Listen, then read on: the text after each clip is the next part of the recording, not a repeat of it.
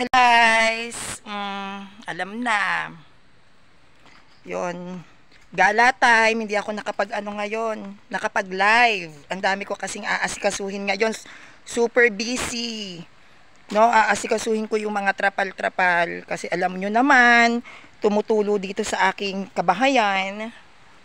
Yan, ay! Sobrang hirap, bumaba talaga dito, no? Sa araw-araw na ginawa ng Panginoon, hindi pa rin ako sanay. So, kamusta kayo? Kamusta po? Ayun, taba ako na. Kakayin pusod ko. Pusod kong pusod ang labanan. Ay! So, yon. Daraan pa lang yung lola nyo. Siyempre, kayod-kayod din pag may time. Hindi naman tayo pwedeng tatamad-tamad lang, di ba? Oh my God. Dito na naman tayo sa Don't Go Chasing Waterfalls. Diba? Laban na laban. Kamusta? Hi sa mga nag-subscribe sa YouTube channel ko. Kamusta kayo dyan? Sa mga nagpa-follow sa akin sa Facebook, kamusta kayo? Sa mga kapatid kong Muslim, hi. Grabe, ngayon na lang ulit ako nakapag-ayos. Tinignan ko lang kung mukha pa rin ba akong tao.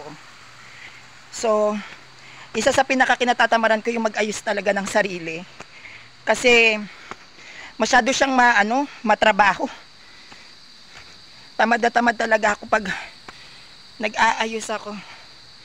Hello. Nakakahingal, pero, Panginoon. Yan. Hindi ko alam, Panginoon, kung ano bang plano nyo sa akin. Ang daming nag-aano ang mga iglot. O, ayan mo, mga sulpot. Ano ba yan yung garter ng suot ko? Siyempre, magagalitan naman ng mga sulpot kasi nakita na naman maganda si Sanrio. Sabihin na naman, sa impyerno na naman daw ang punta ko. Dahil sa outfit ko. Ewan ko. Kung ano na nangyayari sa lipunan at parang paabno na ng paabno ang mga tao. Ang layo, no? Alam nyo, palabas pa lang to. Palabas pa lang hihingalin ka na. Ayun. So, salamat po. Thank you for watching. Ito po.